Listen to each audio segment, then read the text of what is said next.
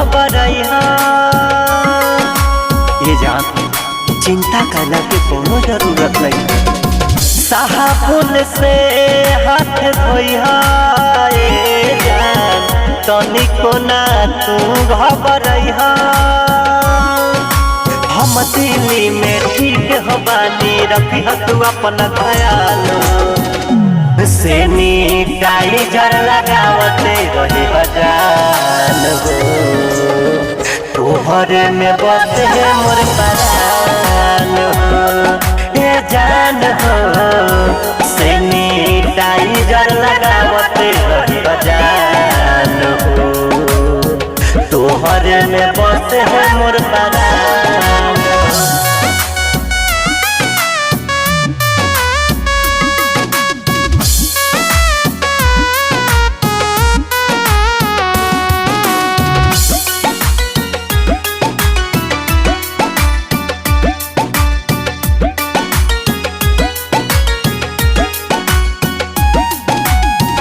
सुसुम पानी से रोज करी गाला हो, जनी जई हो घूमे टोला मोहल्ला हो। ये जान घर रहा सुरक्षित रहा। सुसुम पानी से रोज करी गाला हो, जनी जई हो घूमे टोला मोहल्ला हो। रखी हो बना के दूरी जान, कुछ दिन के बाद मजबूरी।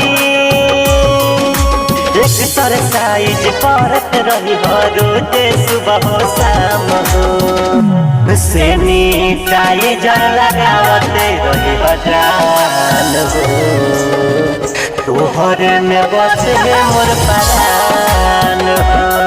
ये जान हो सैनिटाइजर लगावते रही जान हो, तोहर में बस है मोर परान।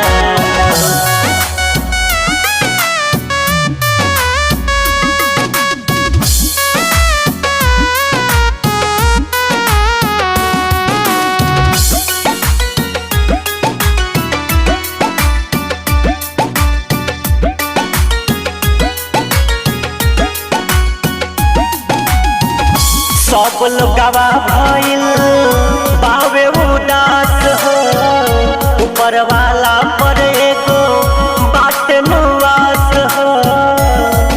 हे भगवान रक्षा करी सबके। सब लोगवा भइल बावे उदास हो, ऊपर वाला पर एगो बाट निवास हो। कृष्ण के बात न भूलिहा, मम्मी पापा के समझिहा। नेता प्रशासन के नइखे केहू पर ध्यान हो, सैनिटाइजर लगावते रही जान हो, तोहर में बस है मोर परान हो। ये जान हो सैनिटाइजर लगावते रही जान हो, तोहर में बस है मोर परान। KY recording studio Delhi.